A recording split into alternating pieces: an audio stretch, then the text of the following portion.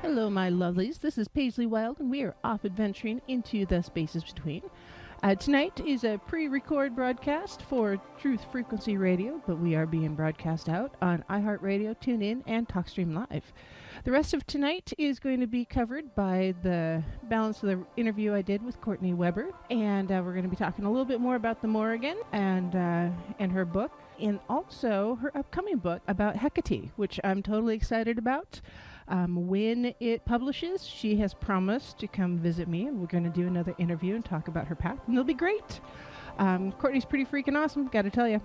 Her website is CourtneyAWeber.com, or if you want to reach her on Twitter or Facebook, it is the @ symbol, so @CocoWitch.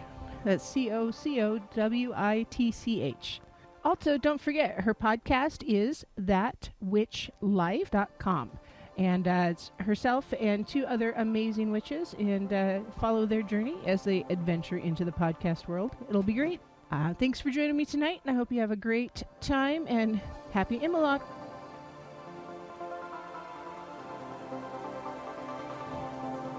Alrighty, and we are back with Courtney Weber. We're talking about her book, The Morrigan, the Celtic Goddess of Magic and Might, and kind of, I guess, pick up where we left off a bit, and your journey with the Morrigan. Yes. Where did we leave off? I was eating cheese. I was afraid they were going to eat it all back there, so that was where my mind went. Now I don't even know what we were talking about. Peanut Gallery had a good comment. What was the comment? Question? How the current Morrigan, old, new, dropping preconceptions, ties with Brigid. Yeah, the preconceived notions. Because I agree with the preconceived notions with the Morrigan. There seems to be a lot of almost dogma associated with the Morrigan. Sometimes, yeah. And so I think we have to remember the format in which we're receiving information about these deities, and that what we know about the Morrigan, and just somewhat Brigid, but I think especially with the Morrigan, was written down by Christian monks a couple hundred years after Ireland had already become Christian, and so these great epic poems had become more like folk tales, so to speak. This is not to minimize them. I just mean that instead of them being almost the actual core of the religion, it had become tales that were passed down. The gods, the Celts did not keep written records of what they believed, of their history or anything like that. They believed it was better for the mind if they memorized and presented things by oral tradition. And so the Morrigan stories were only receiving just probably a fraction of what she was. And I have a theory about this, in that when the monks were writing down stories that had been passed down, and perhaps they're collecting a story from someone who heard a story from their grandfather, and that they were probably 5 or 6 years old when they heard the story, and the kind of stories that stick with us aren't necessarily the ones that show the holistic picture of the god or goddess. The stories, if we were to ask what are our collective stories today, they tend to be the scary stories, right? We all, even if you've never seen the horror movies, we all tend to seem to know the concept behind The Shining or The Exorcist or the Freddy Krueger movies. And so we have a sense, because those are the kinds of things that stick with us. When I ask people, okay, so tell me the story of Romeo and Juliet. They're like, well, they were in love and then they died. Okay, yeah. Tell me the story of As You Like It. Unless they're a real Shakespeare buff, they're like, I don't know.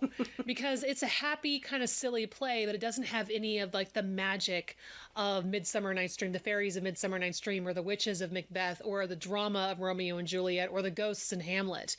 And so I think that that's just human nature for us to cling to what is sensational. And so I don't necessarily see somebody telling the story that they remember, whether it was to a monk or a priest, or they, you know, or they just happen to collect these different stories from different places. They're going to remember the scary stories. So there could have been stories about the Morrigan in which she's walking around naming all the flowers. We don't know, but that story isn't sensational. And so it probably isn't going to stick in the minds as well once this was no longer the dominant religion. My other theory is maybe these monks were just really bored. You know, it's the year 500 in Ireland and you're a monk. There's not a lot going on. So if you are, paper and pen was harder to come by, was a much more expensive process. So what stories are you going to write down? The stories of the goddess walking along and talking to the birds, or the one where she's having a tryst with the god at the river and she's washing herself? I mean, they might have been writing that down because that was exciting to them. Oh, yes. Yeah. And then alternatively, sometimes people say that the monks wrote these down to deliberately paint the goddess in a scary light so that people they didn't want to preserve a holistic or a well-rounded portrait of the old deities. And there's probably a mix of it. There might have been some that had that agenda. I still think that there were some that were just bored and were going after the spicy stories. And I also really believe that the spicy stories have the longest shelf life, right? Oh, yes. So, and with Brigid, you know, she became a saint, or some say that she was a saint first and was only called a goddess later by the Protestants who were trying to undermine this very powerful character in Catholic Ireland, and so it's possible that Christianity was more wont to preserve the stories of a gentler deity, because sometimes you find stories of Brigid acting like the Celtic goddess of old, where she's throwing aside her staff and she's screeching the way that the old Celtic war goddesses used to do. So she certainly has that in her, but it may have been just the tastes of the people. And also, I sometimes wonder if all goddesses are one way or another connected back to the relationship that a people have with their physical environment.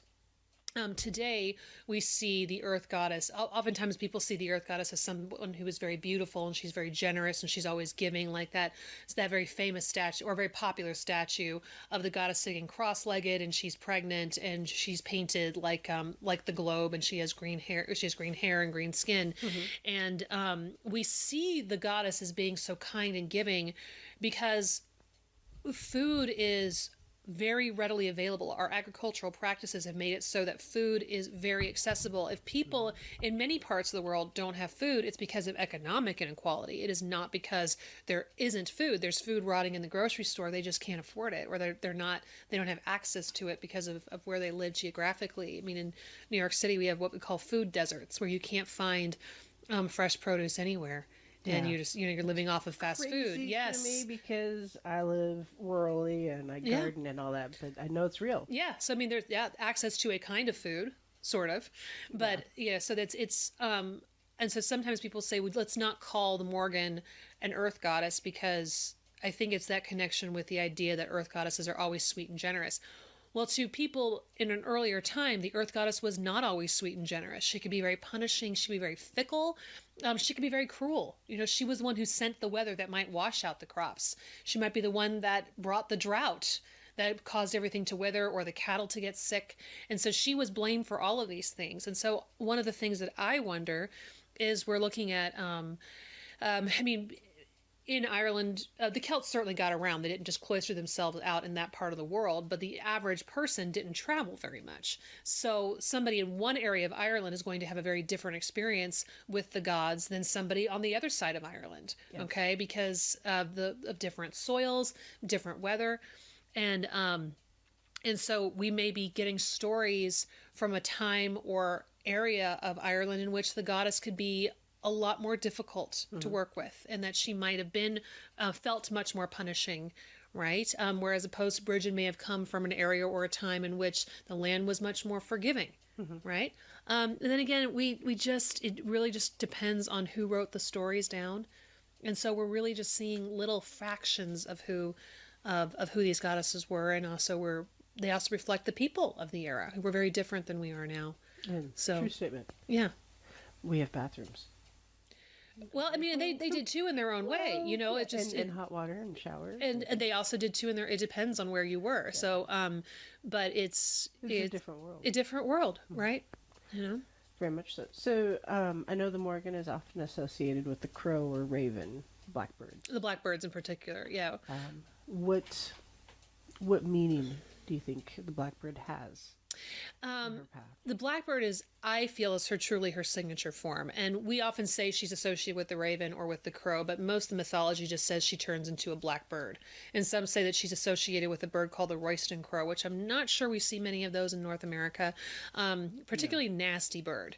They're known for pecking out the eyes of newborn lambs. They're just not a very nice creature, and they were often scary. It's kind of scary. They were often meant to herald ill fortune. It was said that even just a couple of centuries ago, even Christian farmers would wrap up for the day and go inside if they heard a royston crow calling, because it was so tightly associated with misfortune. So one is in a couple of my favorite myths of hers. She's doing her business and she's causing problems, or challenges rather, for the hero Cuchulainn. And he doesn't recognize her until she turns into a blackbird. And then he's like, "Oh, if I'd known it was you, you never would have gotten away." It sounds like a predecessor to Scooby-Doo. I would have gotten away with it. So some believe that the blackbirds were associated with warfare and death, because these birds would show up when the battlefields were full of corpses, and they would actually pick the bodies clean. Some believe that the Celts, especially the Druids, had a relationship with ravens and had trained them and could watch them for omens, and so in that she may have been associated with a certain kind of death, a death on a battlefield. She may have been believed to be a psychopomp, and that carrying the souls away of at least certain heroes after their death. And she may have been associated as being a messenger spirit if she's associated with the birds, because the birds were believed to have had a relationship with the other world, as they would call it. And so it's really difficult to say. There are some theories that believe that any goddess that can shift into an animal is automatically some kind of an earth goddess, because she has both a human form and an animal form, and she has the power to become all of these things. And we consider that the earth goddess is present in all of these things. It also has a very strong connection with women's work in warfare, because women went to battle. Some women actually fought on the battlefield. Sometimes I've wondered if these might have been what we would now call a trans man. But we're never really going to know. But women were said to go to battle. If they weren't actually fighting on the field, they were off on the sidelines, and they were performing psychological warfare. So they were screeching like warbirds, and trying to either psych out the opponent, or perhaps even summon the energies of these birds in order to have the battle go their way. It's even said that sometimes the screeching would be so intense that it would scare off the enemy before they even got to the battlefield. Yeah, so it is intense. So she has, and in her myth, she shows up with her foster mother and her sisters to support the warfare that's going on, right? So there's so many ways that you can take it. After when I finished that book on her, I actually got I call it a raven feather on my tattoo on my arm, but it's meant to symbolize her being the blackbird, and how she came to my life in many different forms, and many of the ways that as the blackbird she comes into people's life in many different forms, right? Oh, very cool. Yeah. Now she's also associated with shapeshifting, not just into the blackbird, but other animals too. Yes, and also into different visions of people. There's one in which she appears as she appears she calls herself the daughter of a king, aka a princess, and she tries to form a marriage alliance with this hero, and he disregards her, undermines her. The story feels very much like anybody who identifies as female going into a conference room and having their frustrations or their concerns about the way work is going is whittled down to their emotions. Like, are you triggered? Are you on your period? And that's what that story felt like to me. But she approaches the hero and she's like, look, I have an idea. I think that we can help each other out. I can help you. I'd like to, to marry you, because marriage was much more of a contract than it was romance. And he isn't listening to her. He thinks that she's just into him for his svelte bod, and he's like, I don't have time for this, and I don't have time for literally woman's ass is what he basically said. And she's like, all right, now now we're not friends anymore. And she does turn into a she-wolf, and she causes problems for him. She chases a bunch of cattle into the ford when he's trying to fight, so he can't see what's going on. She turns into an eel, and she trips him up. And then she turns into a heifer herself, and she runs off with the other cattle off into the woods, or disorients him some more. And in one of the cases, one of the Morrigan sisters, the Morrigan was a title given to a number of different goddesses, and sometimes they act as one depending on what myth you're looking at, and also it's very much a subjective thing. I believe that there are a number of different sisters, but just like when you hang out with a group of sisters, sometimes they all show up as, they sound like one. One of the sisters, Maka, changes herself into a leper in order to deceive her enemies. So she makes herself look as though she's suffering from leprosy, and they don't recognize her as the queen. And one by one, she takes her enemies out into the woods and ties them up, and she drags them back to her kingdom, and she puts them to work, and they have to build her a great wrath. So, so she shapeshifts in a variety of different ways. But the blackbird is her signature form. Okay. Yeah. Now, the Brigid, or Morrigan, I should say, is often associated with the triple goddess. Is that what you mean by the sisters and stuff? Yeah, it's funny. I wouldn't. The triple goddess in the Wiccan tradition is about the maiden, the mother, the crone, and some have really connected that to the lunar goddesses. If you go back further, it probably has more connections to Hecate out of the Greek world.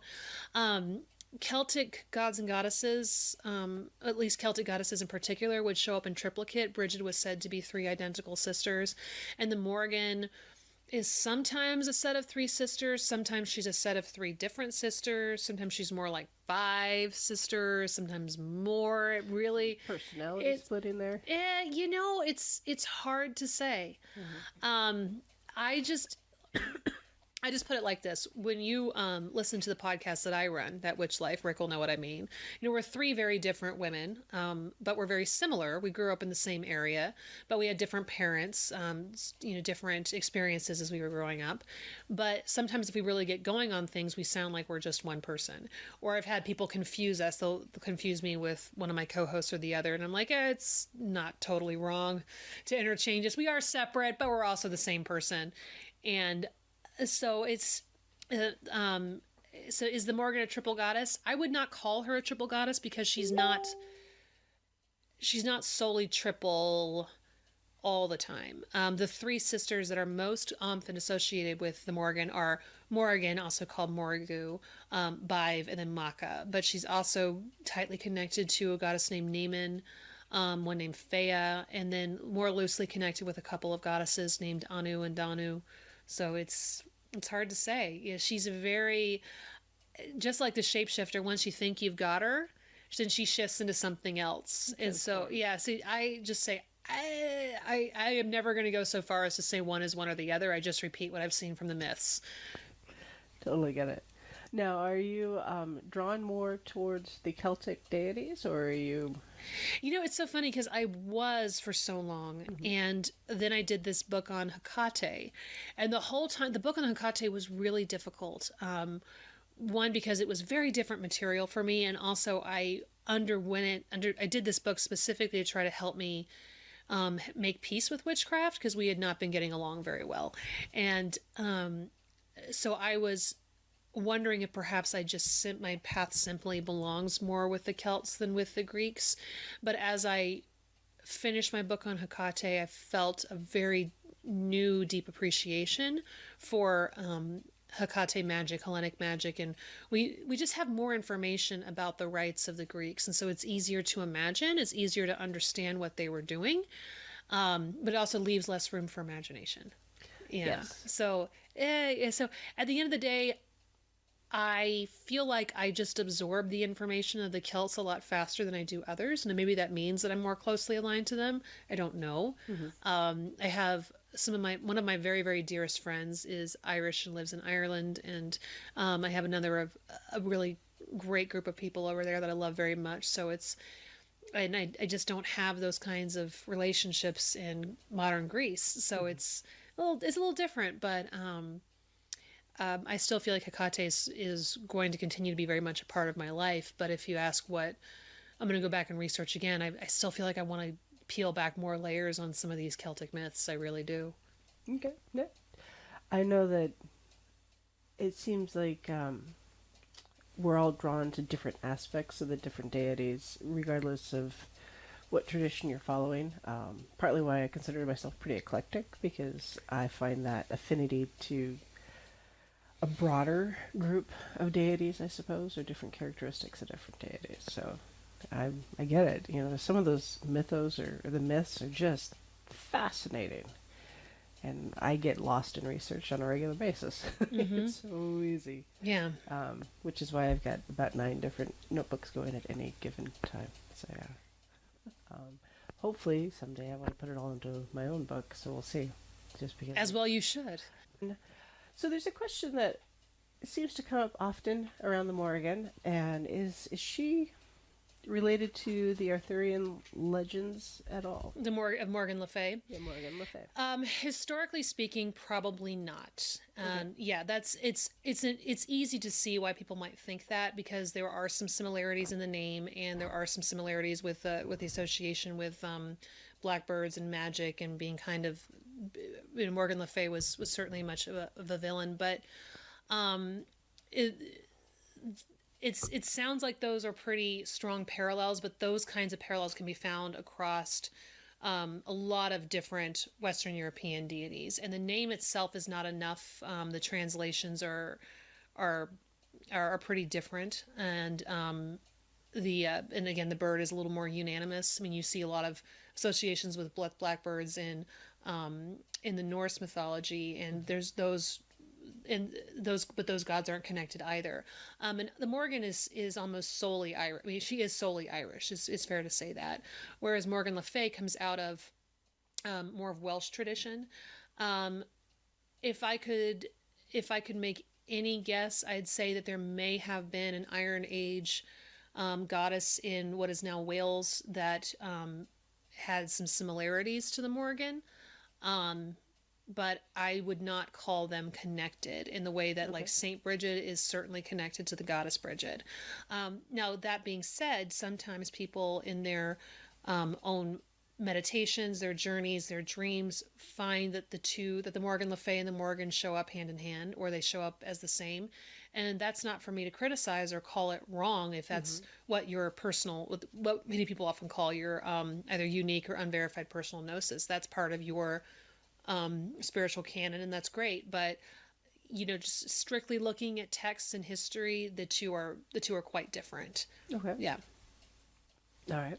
Yeah, I know it comes up. It certainly comes up, and it's a great question. And again, it's like, to me, I don't criticize someone who would make that jump. There's a lot of reasons to think that, but again, that's my theory, is that there may have been a goddess. I mean, and the practices of the Celtic women on the battlefield were not solely in Ireland. When the Romans were trying to sack Anglesey in Wales, the women showed up on the shores and were screeching and embodying the warbirds, and it almost sent them home. And that's so much so that the documentation of this sacking was, one of the generals said, "Do not quell to the wails of women," because they weren't scared of the men; they were scared of the women, who were embodying many of the same psychological warfare tactics that you also found in Ireland. But so that's my theory. There was probably a goddess back there that had some similarities to the Morgan, but, you know, I would not say that, yes, definitely this is the the reincarnation, the evolution, whatever you want to call it. I wouldn't say that they're historically connected. Okay. Yeah. So, your next book is on Hecate. Yes. Have you done your research? Are you ready to print, or when's that one coming out? Oh, I've done my research, but I am not ready to print. No, that one I turned in actually just about a week ago before I came out here, before I went east and then came back here. I wanted to have it done. Haven't heard anything from the editor yet, which is good news. She's pretty quick to read it and tell me right away if I need to make 100 changes up front.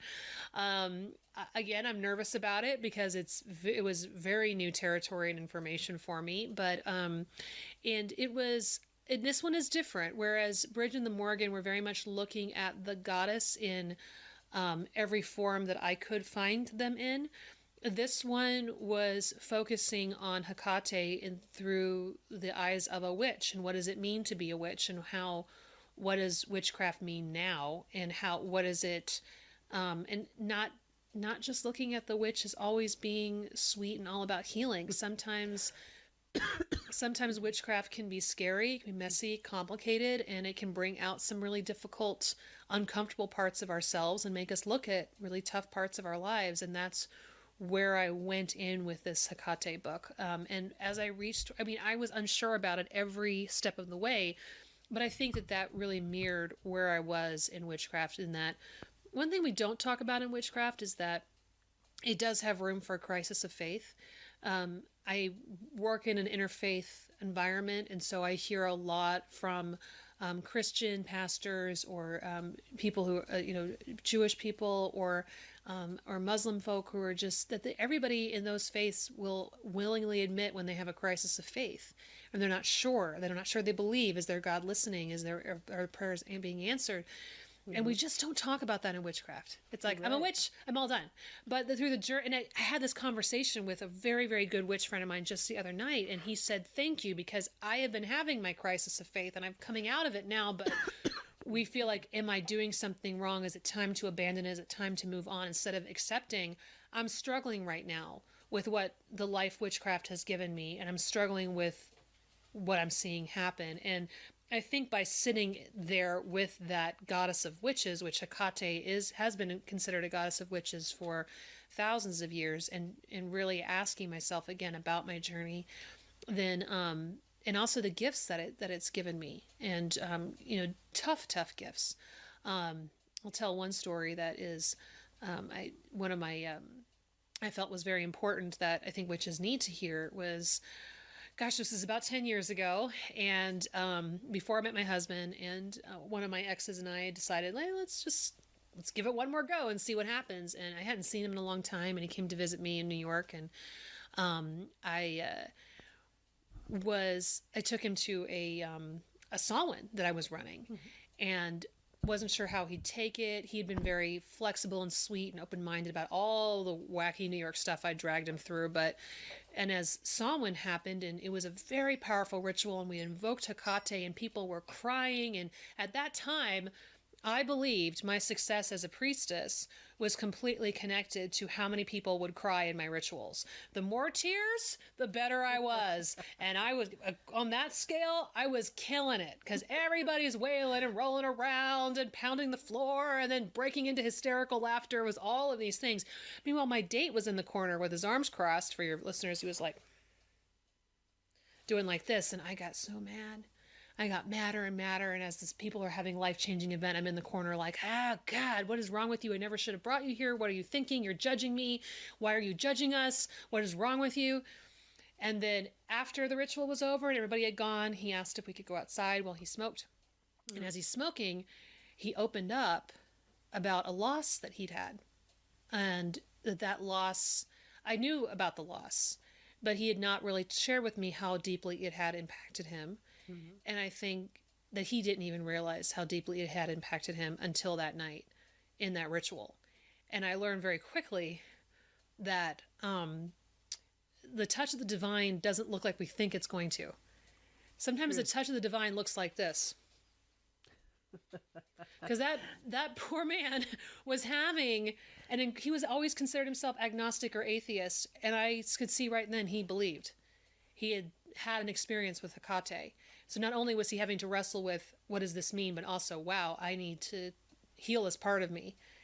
And I had judged him so harshly because he did not respond the way I thought he should, or what I thought it looked like. And that has stayed with me. And that was a gift that Hecate gave me, is to look at, like, you, when sometimes Hecate's mirror is often one of the symbols that people talk about with her. I didn't find a lot of it in my research with the mirror, but I could see why that has become part of her canon, if that is a more contemporary thing, because she made me look at myself, and that was a real gift. And since then, as I've gone through my journey and had people say, well, there was that guy in the corner scowling. I'm like, don't judge that guy. That guy in the corner scowling, their life could be changed right now. You have no idea what's going on with them. And so don't push for a response, and don't expect a certain response, because sometimes the most powerful moments just look like someone's just sitting there staring off into space. You have no idea.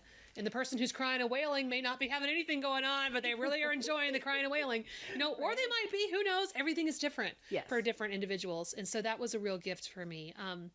But then the greatest thing happened was at the end of this journey, and I'm not going to tell all the details because the spell has not come to full fruition. Someone my husband and I care about very much asked for our magical help, and I was like, oh God, I'm doing a spell, fuck all this. And I was like, well, give them a placebo, have them light a candle, and just tell them we're going to work through their insecurities. They'll solve it themselves, and I made an offering to Hecate at the crossroads at midnight, did all the stuff, and was like, yo, all right, let's see, and to let our friend know we care about them. The situation that had caused our beloved such a hard time vanished. Oh wow. Just, it wasn't like, oh, now they have the courage to face this. No, it was gone. Oh wow. Literally gone. That my husband came to me and he was like, holy shit, what did we just do? And I cackled for the first time, like this genuine witch's cackle. And I'm like, wow, like now I remember why witches cackle, because when the magic happens, it's like, it's not a cackle necessarily of joy, it's a cackle of, what the fuck just happened there? Oh my God. No. So I'm sorry I'm using all this language. No, she's got her earbuds in. Okay, not really. She took her off. But and I started wearing my pentacle again. I just felt the need to it. I had told myself for a while, I don't want to wear it. I do too much yoga and I'm tired of it hitting me in the face. But I think I was also just tired of wearing that persona around all the time. And so I feel that Hecate finally, the Morrigan helped me navigate that period of darkness, and Hecate, very much the way that she helps Persephone back to the surface, she helped me come back out of that as well. Very cool. Yeah. Looking forward to the book. I hope you like it. I hope that my editor likes it. Now that we've said that, I might have gotten a text saying we need to talk about this, and I'll be like, no, I hate it when she says we need to talk about this.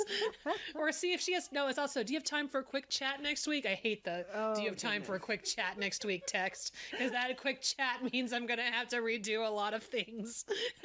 So, no, none of those texts. Not yet. Anyway, No. It's only been a week. We'll see what happens next week. If I can get 2 weeks without the quick chat text, then I think that means it's rolling to the copy editors. Awesome. So, do you think that the deities in general, the elder gods, the deities, are still walking among us, or do you think they've retreated? Oh, I definitely think that they're still walking among us. I think they take surprise. Excuse me. They take surprising forms, and I think that their spirits. I feel like if the Morrigan were walking among us, she might be on the battlefield with a gun. She might be in the military, but I also think that she would be walking around with a clipboard, getting people to sign petitions. She's an organizer, because she never lifts a single weapon in any of her myths.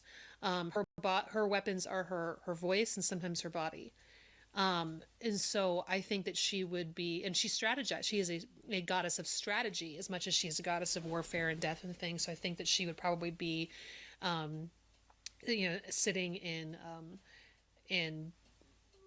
community spaces and meeting spaces and figuring out where to, like put the text alerts together and stuff like that. We got to let people know where to be and what to do and that kind of thing. I think that Hecate walks among us in anyone who works with things that scare others. whether that be actual magic or whether that be among the morticians or among the healers. My husband's a wound care nurse, and he deals with things I don't want to have anything to do with, right? Yes. But someone's got to sew up the wounds, and someone's got to, helps the person with the ulcer on their foot. Those are important jobs. But sometimes that kind of work can be a little unnerving for those of us that are not in it, like me. Yeah. So I do think that, and I've had moments where especially in New York City, I would see it all the time. I would see a lot of times it would be, I feel like living embodiments of Orisha would be walking around. And a few times I saw one, I said, I swear that was, that might have been a Batala. When you see an old man dressed all in white on the above ground subway watching everybody walk down. And it's like, yeah, he's a flesh and blood person. I'm not seeing a phantasm. Phantasm. I'm not seeing a phantasm, but he's certainly there. Mm-hmm. Yeah. Looking through the eyes. Looking through, just being where he's supposed to be at that time. Yeah. So that's, I definitely do think so. But I think sometimes they more touch people that are doing the work, and they show up and do what they're supposed to do. Okay. Yeah. Now, I've noticed there really seems to be a resurgence of the old ways and going back to. There's a lot of people are going back to paganism. What do you think's causing that? It's a teacher of mine says that it's cyclical, and that if you look back to some of the very first modern interest in witchcraft, it was in response to World War II. Whether it was because there's the legendary story about the witchcraft ritual that took place in England that prevented the Nazis from invading England. I love that story. I want to believe it's true, so I'm just going to, but we don't really have proof that happened, and that's okay. Stories don't always need proof. And that, Gardnerian Wicca really took hold after we dropped an atom bomb, and suddenly there was the potential that the earth we could kill all life on earth. And so there becomes a desire to embrace it again. And then you saw it again in the 60s with the environmental movement. And some in the 90s, it was a very different kind. That's where I first started becoming the witchcraft, because there was this kind of a reaction to, corporations becoming so big and controlling the culture and telling people what to think. There was a sense of witchcraft being, I'm going to break out of that. If you watch The Craft, that's exactly what it's about. I'm going to take my own power. I'm not going to take what's being fed to me. And I definitely think we're seeing this is the biggest resurgence in witchcraft that I think we have ever experienced since witchcraft became considered a form of religion. So, and I really do believe that it's in response to fears over climate change, rise in global fascism. Those people want to reclaim this planet, and they want to continue to maintain their autonomy and freedom. Right. And so I really believe that's all part of it. Mm-hmm. And witchcraft has always been a tool of the oppressed to fight the oppressor. Right. And that's one of the reasons why it's considered frightening. And as we're seeing more and more people are suffering from various degrees of oppression by the powerful, right, then we just watch the show Succession and see that there are people that live that way. Right. And then there are people who live with so very little. It makes perfect sense why witchcraft is becoming something that's calling to us. Mm-hmm. Yeah. So anything else you'd like to share off the cuff? Well, I am going to be at Paganicon in March, so I'm hoping that people will come out and see me there. Then I will be at Between the Worlds in April. I'll also be speaking at the Crystal Fox in Maryland, so please come out. And then here in the Pacific Northwest, we have Sunfest coming up in June, and I'll probably be speaking there since I'm organizing the workshop lineup. I should probably carve myself a space to talk about something. I just realized that's only a few months away. I should get on that. Kanani's out there going, yeah, get on it. Yeah, and aside from that, I'm You're busy. I am, and this is actually less busy than before. So, and then of course I've got my podcast, which I'm having fun with, and so it's a delight to be on yours. Thank you for giving me this platform. I know exactly how much work these things take. It's an adventure. It is an adventure. No, that's for sure. Yeah. Some days it is more of an adventure than others. Yeah. I have North Idaho internet, which regularly impacts the show. Yeah, I don't have North Idaho internet, but I have crappy computer. We had our live show and I was supposed to be recording it, and it just shut down, and it just would not start again. And I'm just like, all right, so I guess we're gonna play this on a phone and see how it goes. Yeah, rolling with it. Adaptation. I think a lot of us, especially in the pagan community, we're learning to adapt things. Yeah. Taking from the old and making it new. So, all right. Any last thoughts? Nah, thank you so much for having me. I'm excited to be going to Round Table Pizza tonight with my friends and talk about the Morrigan. I think it'll be good. Yeah. And I hear the pizza's good too, by the way. Even the conversation's good. And then tomorrow we have the brunch. Yes. So that'll be good. I love the buffet place. I'm not going to plug it because they're not paying me to do so, but they should pay you to do so. But it's good food. So, yeah, pay me to plug it and I'll post a link. But Aren't you going to broadcast this after? Yeah. Yep. Hey, there's still time. I can plug that place anytime. It's good food.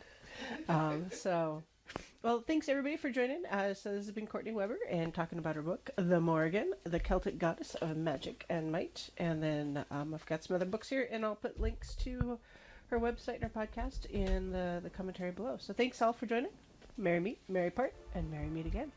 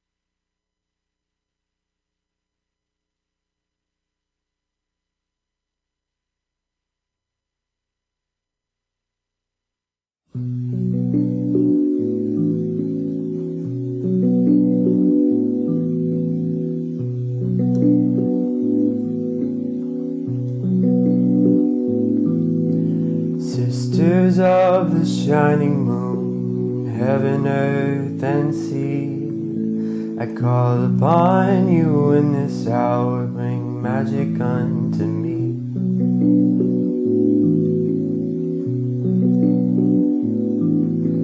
Brothers, oh, the call